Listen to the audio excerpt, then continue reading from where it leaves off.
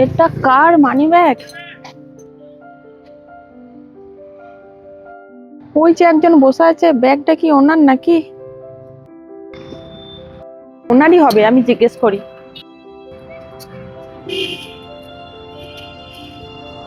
বলছি মানি ব্যাগটা আমার, আমাকে দিয়ে দাও। ও, মানি ব্যাগটা আপনার? তা আমি কি করে বুঝবো যে এই মানি ব্যাগটা আপনারই? এটা আমারই মানি ব্যাগ, আমাকে দিয়ে দাও। ওই রকম তো সবাই বলবে। কি প্রমাণ আছে? কত টাকা বা কি আছে ব্যাগে আপনি বলুন। ওই ব্যাগটার মধ্যে দেখুন একটা কালী মায়ের ছবি আছে। আচ্ছা ঠিক আছে, আমি দেখছি। কালী মায়ের তো ছবি আছে, কিন্তু এই ছবিটা দেখে কি করে প্রমাণ হবে যে ব্যাগটা আপনার? আর ছবি কিন্তু ব্যাগে সবাই রাখে। ছবি সবাই রাখে আমিও জানি, কিন্তু একবারে কোন ঠাকুরের ছবি আছে সেটা কিন্তু আমি বলে দিলাম, কারণ আমি কালী মায়ের বিশাল বড় ভক্ত। সেই জন্যই তোমাকে বললাম যে ওটাতে কালী মায়ের ছবি রাখা আছে। কালী মায়ের ছবি থাকতেই পারে, কিন্তু আমিও কিন্তু কালী মায়ের ভক্ত। তা আপনি বলুন তো এই ব্যাগটার মধ্যে কত টাকা আছে? আমি কিন্তু একটুও মিথ্যা কথা বলিনি, ব্যাগটা কিন্তু আমার। আর ওই ব্যাগটা আমার বাবা আমাকে দিয়েছিল। আমারও ইচ্ছা ব্যাগটা আপনাকে দিয়ে দেওয়ার, কিন্তু সঠিক প্রমাণ না দিলে তো আমি আপনাকে দিতে পারছি না। আমার কাছে কি একটু সময় আছে? তাহলে একটু ওই দিক দিয়ে চলো, আমি তোমাকে বুঝিয়ে দিচ্ছি যে এই ব্যাগটা আমারই। ঠিক আছে, চলুন। চলো।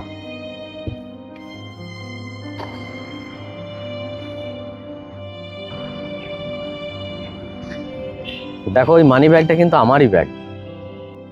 সেটা আমি বুঝলাম যে মানি ব্যাগটা আপনার, কিন্তু আপনাকে প্রমাণ দিতে হবে।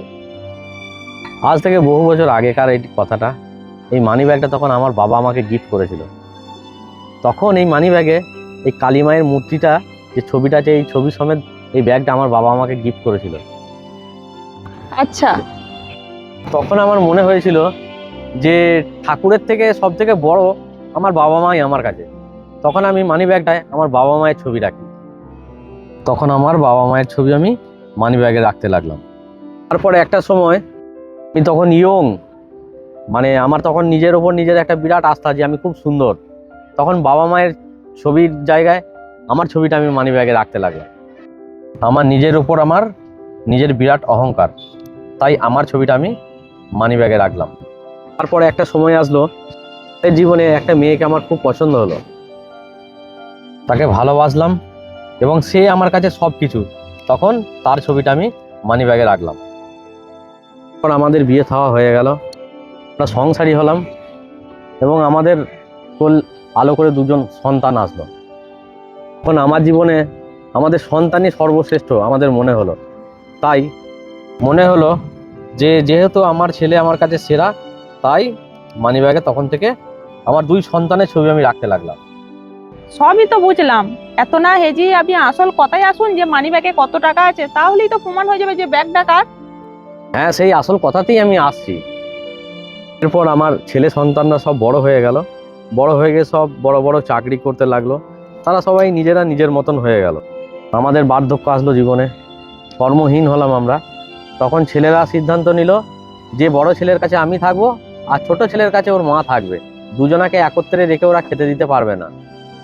তারা মা বাবাকে আলাদা করে দিল। তখন আমরা আলাদা থাকতে লাগলাম। হঠাৎ একদিন শরীর খারাপে আমার গিন্নি মারা যায়। মনে বিরাট আঘাত পেলাম।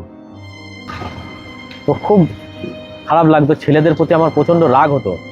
তাই আমি আমার মানিব্যাগ থেকে ছেলেদের ছবি দুটো সরিয়ে দিলাম, যে এইরকম সন্তান যদি হয়, মা বাবাকে এত দুঃখ দেয়, তার থেকে সেই সন্তানের আমার কোনো দরকার নাই। তার জন্য মানিব্যাগ থেকে আমি তাদের ছবি সরিয়ে দিলাম। তাই ব্যাগ থেকে সরে গেল, হ্যাঁ, আমার সন্তানদের ছবি, রইলো আমার স্ত্রীর ছবি।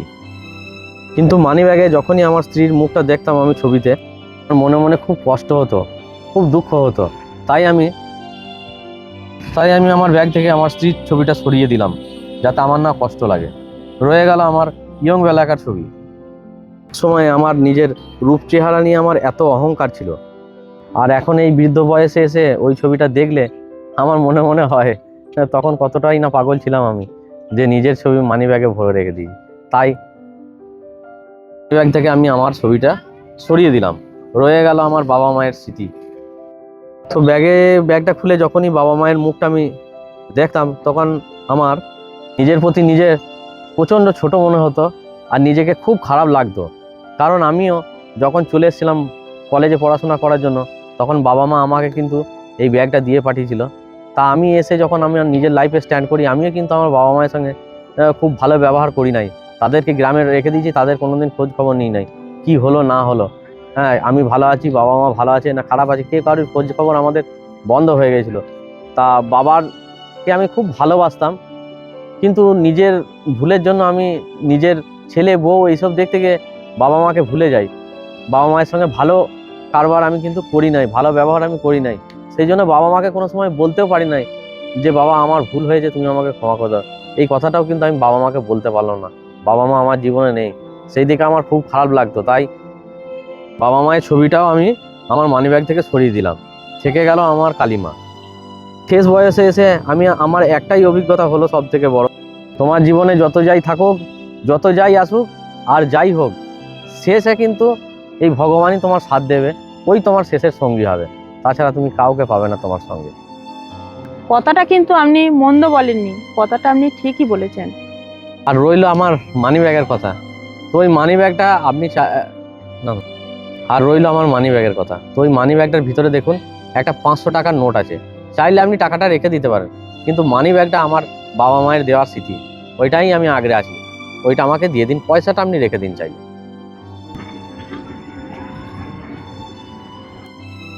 না না, আপনার মানি ব্যাগ আপনিই রাখুন। তবে আপনার কাছে একটা খুব ভালো শিক্ষা শিখলাম, জীবনে শুরু থেকে লাস্ট পর্যন্ত একমাত্র সঙ্গ দেয় ঈশ্বর। ঈশ্বর সব সময় আমাদের সঙ্গে থাকে। এই নিন আপনার ব্যাগ। ঠিক আছে, ভালো থেকো তুমি। ঠিক আছে, আপনিও ভালো থাকবেন, সাবধানে থাকবেন। আসছি।